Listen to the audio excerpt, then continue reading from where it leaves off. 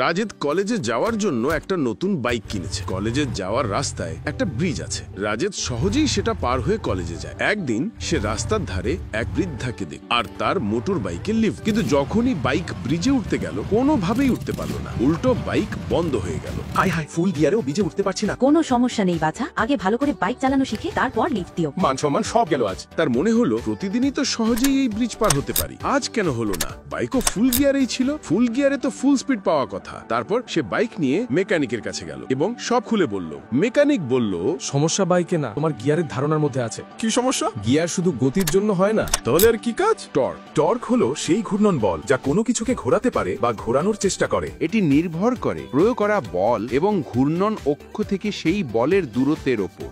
যেমন তুমি যখন দরজা খোলো, যদি কিনারি বল প্রয়োগ করো তবে তা খুলে যায়, কিন্তু একই পরিমাণ বল যদি ঘূর্ণন অক্ষের কাছাকাছি প্রয়োগ করো তবে তা কাজ করে না। এটাই টর্ক। বাইকের চাকা ঘোরানোর জন্য টর্কের প্রয়োজন। কিছু পরিস্থিতিতে কম টর্ক লাগে, আবার কোথাও বেশি।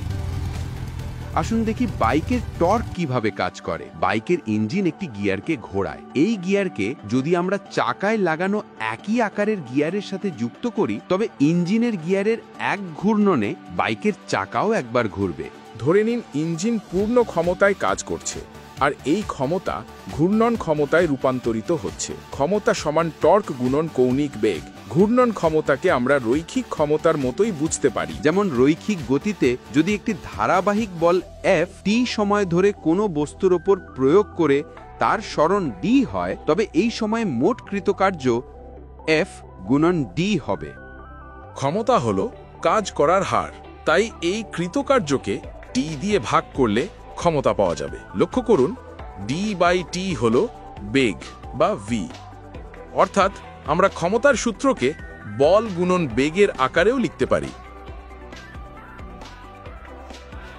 ঠিক একইভাবে ঘূর্ণন গতিতে যদি একটি ধারাবাহিক টর্ক কোনো বস্তুর ওপর টি সময় ধরে প্রয়োগ করে তবে তার সরণ থিটা হয়। এই সময় মোট কৃতকার্য টর্ক গুণন থিটা হবে। এবার এটিকে টি দিয়ে ভাগ করলে ক্ষমতা পাওয়া যাবে। এখানে থিটা বাই টি হল কৌণিক বেগ, যার মাধ্যমে ঘূর্ণন ক্ষমতার এই সূত্রটি পাওয়া যায়। ক্ষমতা সমান টর্ক গুণন কৌণিক বেগ।